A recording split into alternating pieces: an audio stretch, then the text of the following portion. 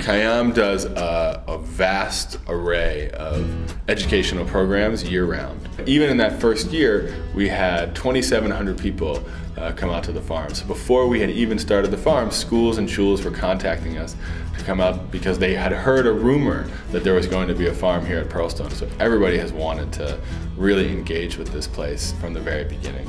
And the foundation of that is really our field trip programs. Our sixth grade students, in addition to visiting the farm in the spring as part of their Teva experience at Kayam, they've been inspired to do gardening at school.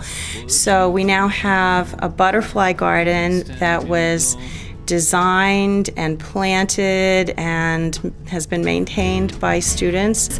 We've brought our students out there. It kind of shifts their perspective a little bit to not be on campus, and the kinds of team building activities and content-rich experiences that Kayam offers has had a huge lasting impact throughout a semester, a year, a student's college career in general, when it comes to, you know, Jewish content and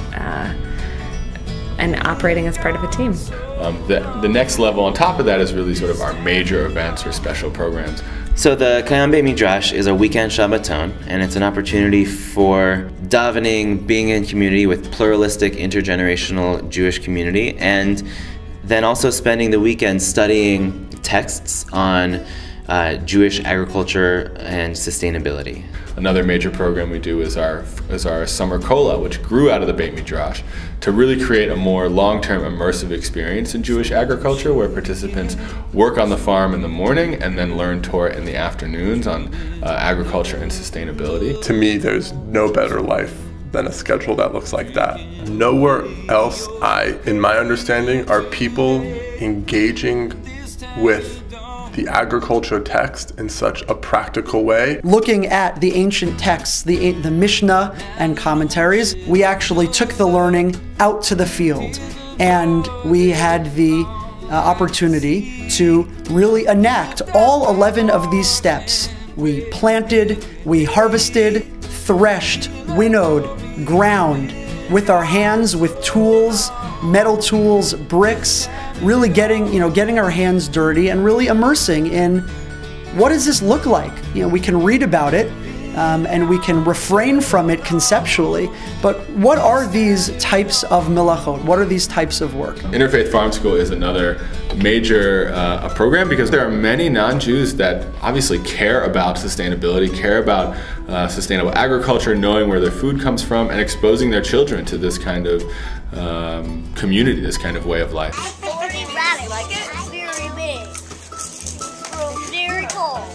I think the most amazing thing about the farm school is the unlimited potential that it has, both in terms of creative programming and in terms of just the impact that it has both on the parents and the children that engage with the program. I want you guys to think about it. Do you know a blessing that you say for something that's new, for something that you haven't done before? But the Jewish one goes like this. Let's say it together, anyone that knows it, and we'll translate it. It's Baruch Atah Adonai Eloheinu melech haolam shehecheyanu v'kiyamanu v'higyanu lazman hazeh. Our programs bring education and diversity together with diversity of land and nature. So the Tu B'Av Love Music Festival is now an annual event that is an opportunity from people from the greater Baltimore Jewish community, the greater Baltimore community, and this year people from beyond Baltimore alone who are invited to come to the farm for a day of love and music and interacting with the goats and the chickens and learning how to make pickles and cheese and listen to really great music. It's really a wonderful moment in the year where this year we had over 200 people come for a beautiful day on the farm celebrating Tu B'Av, a sort of under the radar holiday for many Jews, but a beautiful day dedicated to love. And we celebrate the land, celebrate the harvest, celebrate our community, and really share the love with music and food and fun.